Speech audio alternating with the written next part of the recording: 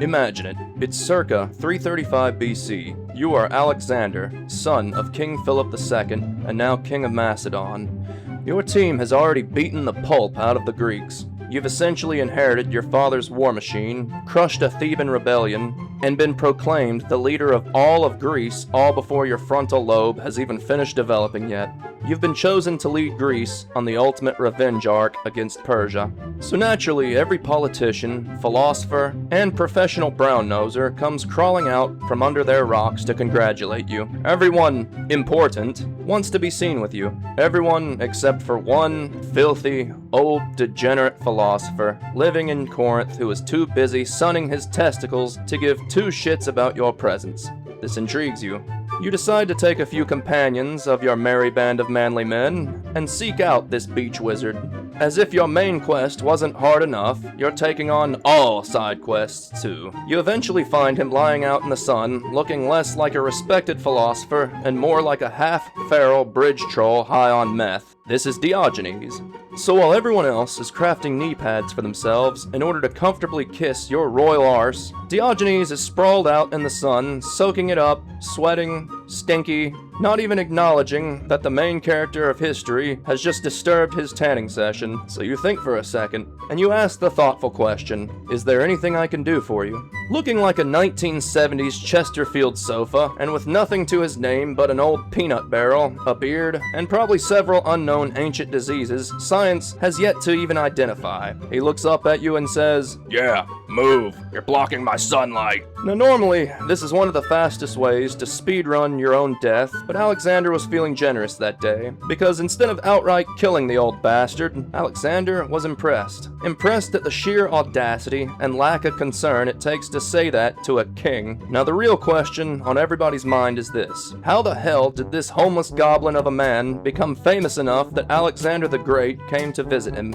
Let's find out. Alright, so Diogenes was born in Sinope, an ancient Greek city on the Black Sea, and like any great philosopher, his story begins with something deeply noble and inspirational: currency fraud. Depending on what ancient source you ask, either Diogenes or his father got caught messing with the city's coins. Either way, Diogenes ends up leaving Sinope, which for most people would be a devastating life event. But for Diogenes, exile was less of a punishment and more like society accidentally releasing a honey badger into the philosophy department. He eventually makes his way to Athens, which at the time was basically the Super Bowl of old men arguing in robes. You had philosophers debating virtue, justice, knowledge, and the meaning of life. And then Diogenes shows up, looking like he lost the knife fight from the inside of a dumpster. He also became associated with being a cynic, or in modern terms, he was an unpleasant dick and was exhausting to be around. But his version of cynicism included much more than that, like rejecting luxury, wealth, status, and fake social rules, which, you know, on paper sounds really good,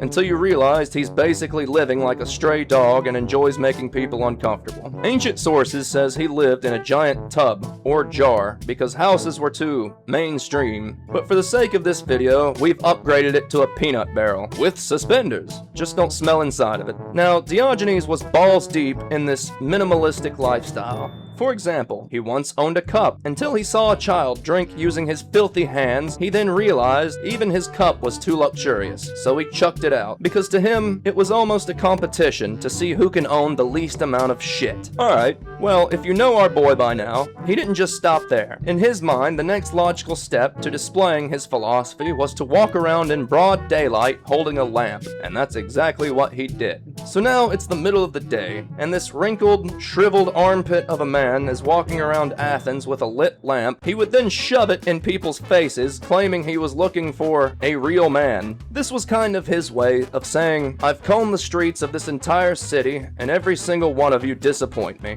Imagine it. You're at the market buying olives with your wife, and this golem-esque troglodyte approaches you, only to question your manhood, and makes everyone around you gag while doing it. Delightful. Any Hoosers, this wasn't even considered his greatest act of philosophical terrorism. Ah yes, what he did to Plato. So Plato, being Plato, was trying to define what it meant to be a human being, at one point coming to the conclusion that man was a featherless biped, which for the time period sounds genius, until you remember chickens existed still. So Diogenes, being the smartest ass he could be, plucked an entire chicken and presented it to Plato in his school and hailed it up and said, "Behold, a man." And once again, philosophy has been defeated by one angry, degenerate hobo and a naked chicken. Now that we have a better idea of who Diogenes is, we can start to get a better idea of why someone like Alexander the Great would want to visit him. By this point, he had built a reputation as one man in Greece who could not be impressed, bribed, threatened, or even shamed, which is probably why Alexander wanted to meet him in the first place. Because everyone else saw Alexander and thought, gosh, I wonder how he likes his balls sucked. Whereas Diogenes saw Alexander and thought, boy, you've got some pretty lips.